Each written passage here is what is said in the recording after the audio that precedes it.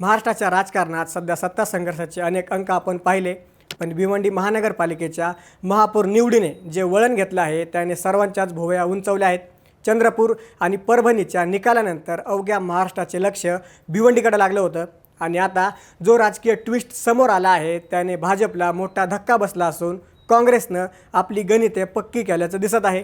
भाजपचे महापौर पदाचे उमेदवार एकनाथ चौधरी यांनी चक्क भाजपला रामराम ठोकला असून ते आता काँग्रेसच्या गोटात सामील झाले आहेत। काय आहे संपूर्ण समीकरण?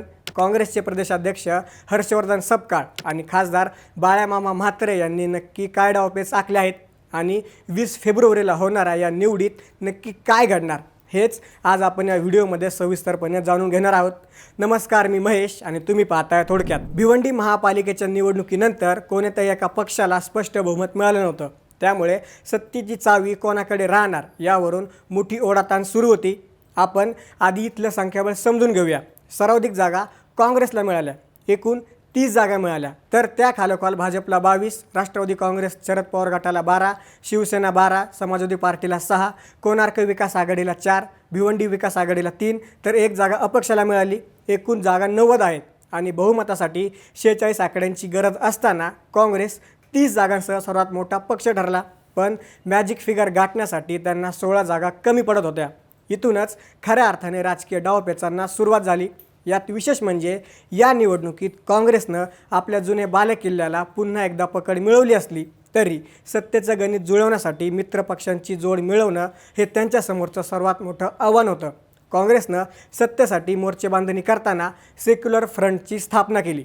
काँग्रेस प्रदेशाध्यक्ष हर्षवर्धन सपकाळ यांनी माहिती दिली की या आघाडीत शरद पवार यांच्या राष्ट्रवादी काँग्रेसचे 12 नगरसेवक सहभागी झाले आहेत। यामुळे काँग्रेसचं संख्याबळ 30 वरून 42 वर पोहोचलं। तरीही बहुमतासाठी 4 जागा कमी होत्या। अपक्षांची मोड बांधण्याचा प्रयत्न झाला, पण काही केला कोंडी फुटत नव्हती। सत्तेचा पेच कायम होता आणि नेमक्या याच वेळी काँग्रेसनं एक मोठी अट ठेवली होती, ती म्हणजे आम्ही भाजप किंवा शिंदे गटाची मदत घेणार नाही, पण जर भाजप सोडून कुणी येत असेल तर मात्र आमची चर्चा करायची तयारी आहे।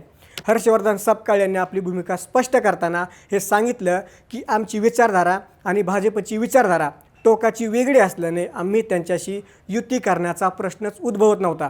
राजकारणात काहीही घडू शकतं याचा प्रत्यय भिवंडीत आला।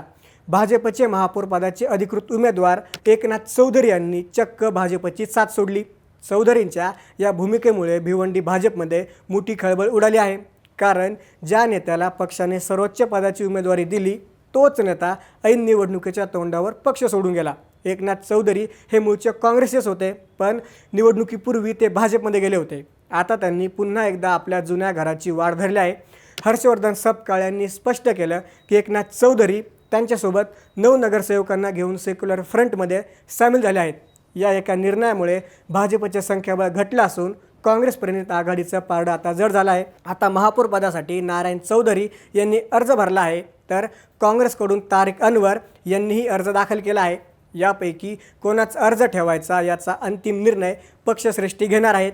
9 नगरसेवकांचं हे बंड भाजपसाठी केवळ भिवंडीतच नाही तर संपूर्ण ठाणे जिल्ह्यात एक मोठा राजकीय धक्का मानला जात आहे। भिवंडीचे खासदार सुरेश म्हात्रे उर्फ बाळामामा यांनी या संपूर्ण प्रक्रियेवर भाष्य करताना म्हटलं की जनतेने आम्हाला स्पष्ट कौल दिला होता, पण काही तांत्रिक कारणांमुळे सत्ता स्थापना रखडली होती। आता आम्ही एक भक्कम गट तयार केला आहे। बाळामामा यांनी हे देखील स्पष्ट केलं की शहरात अनेक विकास कामे प्रलंबित आहेत आणि लोकप्रतिनिधी नसल्यामुळे जनतेला अडचणींचा सामना करावा लागत होता। त्यांच्या म्हणण्यानुसार उपमहापौरपद हे समाजवादी पक्षाला किंवा विलास पाटील यांना देण्याची तयारी काँग्रेसनं दर्शवली आहे। मित्रपक्षांचा मान सन्मान राखून शहराचा विकास करणं हेच आमचं उद्दिष्ट असल्याचं त्यांनी यावेळी स्पष्ट केलं। आम्ही कोणताही घोडेबाजार केला नसून लोकशाही मार्गाने बहुमताचा आकडा गाठला आहे, असंही त्यांनी यावेळी ठामपणे सांगितलं आहे। सध्याची परिस्थिती पाहता काँग्रेस, राष्ट्रवादी आणि एकनाथ चौधरी यांच्या गटाने बहुमताचा आकडा पार केला आहे। काँग्रेसनं आपल्या सर्व नगरसेवकांना व्हीप जारी केला असून महापौर पदासाठी नारायण चौधरी आणि उपमहापौर पदासाठी तारिक मोमीन यांना मतदान करण्याचे आदेश दिले आहेत। या व्हीपचे उल्लंघन करणाऱ्यावर कडक कारवाईचे संकेतही त्यांनी यावेळी दिले आहेत। तर दुसरीकडे भाजपसाठी हा मोठा मानहानीचा विषय ठरला आहे। जर भाजपच्या नगरसेवकांनी पक्षाच्या आदेशाविरुद्ध मतदान केलं तर त्यांच्यावर अपात्रतेची कारवाई होण्याची दाट शक्यता आहे। भाजप आता या नगरसेवकांना रोखण्यासाठी नेमकी काय रणनीती आखते याकडे सर्वांचं लक्ष लागलेलं आहे। त्यामुळे उद्याच्या मतदानात किती नगरसेवक प्रत्यक्ष हजर राहतात आणि किती जण बंडखोरी करतात यावर सर्व गणिते अवलंबून आहेत। अपात्रतेच्या कारवाईला न घाबरता जर हे 9 नगरसेवक उघडपणे मतदान करत असतील तर भाजपच्या हातातून सत्ता जाणं निश्चित आहे। भिवंडीतील हे राजकीय नाट्य केवळ महापौर पदापुरतं मर्यादित नाही, यामागे अनेक अदृश्य हात काम करत आहेत। नारायण चौधरी यांच्यासोबत फुटलेल्या 9 नगरसेवकांचा गट हा केवळ भाजपचाच नाही तर महायुतीच्या रणनीतीला दिलेलं मोठं आव्हान आहे। काँग्रेसनं ज्या चतुराईने भाजपच्याच उमेदवाराला आपल्याकडे खेचलं ती खासदार बाळामामा म्हात्रे यांची मोठी चाल मानली जात आहे। जर उद्या नारायण चौधरी महापौर झाले तर भाजप आपली गमावलेली प्रतिष्ठा परत मिळवण्यासाठी न्यायालयीन लढाई लढण्याची शक्यता नाकारता येत नाही। राजकीय तज्ज्ञांच्या मते जर भाजपने या नगरसेवकांना पात्र ठरवलं तर तिथे पोटनिवडणुका होऊ शकतात किंवा प्रशासकीय राजवट येण्याची शक्यताही वाढू शकते। मात्र सध्या तरी पारडं काँग्रेसच्या सेक्युलर फ्रंटच्या बाजूने झुकलेलं दिसत आहे। भिवंडी महापालिकेचा हा सत्ता संघर्ष आता शेवटच्या टप्प्यामध्ये आलेला आहे। एका बाजूला भाजपचं संख्याबळ फोडण्यात काँग्रेसला आलेलं यश आणि दुसरीकडे सेक्युलर फ्रंटच्या माध्यमातून केलेली तटबंदी यामुळे भिवंडीत पुन्हा एकदा हात उंचावणार असं चित्र सध्या तरी दिसत आहे। या विजयाचा मोठा परिणाम आगामी विधानसभा निवडणुकीवर होण्याची शक्यता आहे, कारण यामुळे काँग्रेसच्या कार्यकर्त्यांमध्ये नवा उत्साह निर्माण झाला आहे।